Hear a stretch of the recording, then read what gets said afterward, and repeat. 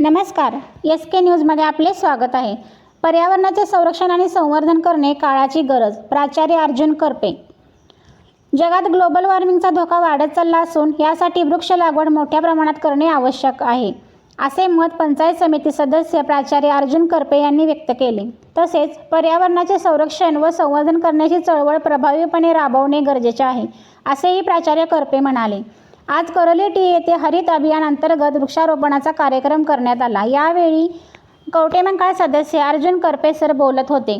पंचायत समिती कवटेमंकाळचे गटविकास अधिकारी अनिकेत वाघमारे, नागेश कोरे, गजानन ऐडवाड उपस्थित होते. यावेळी करोली ग्रामपंचायतच्या वतीने उपस्थित मान्यवरांचा फेटा, गुलाब पुष्प आणि संविधान प्रास्ताविका फ्रेम देऊन सत्कार करण्यात आला. यावेळी सरपंच हिम्मतराव पाटील व माजी उपसरपंच किसन चंदनशिवे, अमोल चंदनशिवे, शांतनू पाटील, नंदकुमार शेटे, नामदेव चव्हाण, राजाराम तोडकर, विशाल कोळेकर, दीपक पाटोळे, सुशांत कांबळे, मेजर वीरभद्र कोष्टी, शशिकांत जगताप, सचिन पाटोळे, दीपक चंदनशिवे, अशोक नाईक, ग्रामपंचायत सदस्य, ग्रामस्थ, ग्रामपंचायत अधिकारी शिवाजी पाखरे व आरोग्य कर्मचारी कदम, आशा वर्कर्स, मोहिनीश मोटे, दीपाली चंदनशिवे, मंगल कांबळे, कुसुम कोष्टी उपस्थित होते.